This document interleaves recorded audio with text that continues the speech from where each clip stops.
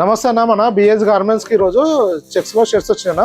ఇది Oxford fabric ఉంటుంది. Small నుంచి ఎక్సెల్ వరకు సైజెస్ అవైలబుల్ ఉంటుందన్న. ఈ వెరైటీలో మాత్రమే స్మాల్ నుంచి ఎక్సెల్ వరకు ఉంటుందన్న. మొత్తం 6 కలర్స్ ఉంటుంది. ఆక్స్ఫర్డ్ ఫ్యాబ్రిక్ ఉంటుందన్న.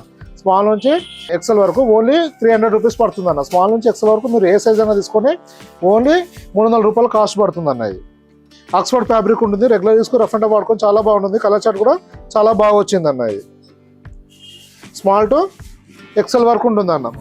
ఓన్లీ 300 రూపాయలు కాస్ట్ పడుతుంది అన్న పర్ పీస్ వచ్చేసి. వాషింగ్ ఐటమ్ అన్న. దీనిలో సింకేజ్ కానీ ఫేడింగ్ ఇష్యూస్ పెద్దగా ఉండవు అన్న.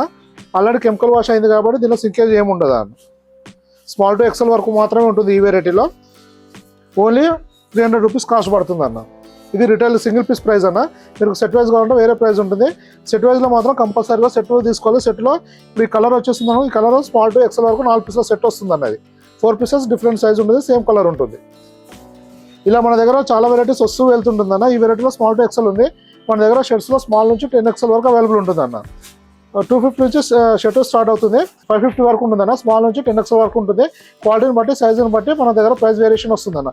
ఈ వెరైటీ మాత్రం స్మాల్ టు ఎక్సెల్ ఉంటుంది. ఓన్లీ 300 రూపీస్ కాస్ట్ పడుతుంది. ఇలా మన దగ్గర చాలా వెరైటీస్ వస్తూ వెళ్తుంటాయన్న. వీడియో అప్లోడ్ అయిన తర్వాత మ్యాక్సిమం 1 వీక్ వరకు స్టాక్ అవైలబుల్ ఉంటుందన్న. మీరు షాప్ విజిట్ చేసి తీసుకోవచ్చు.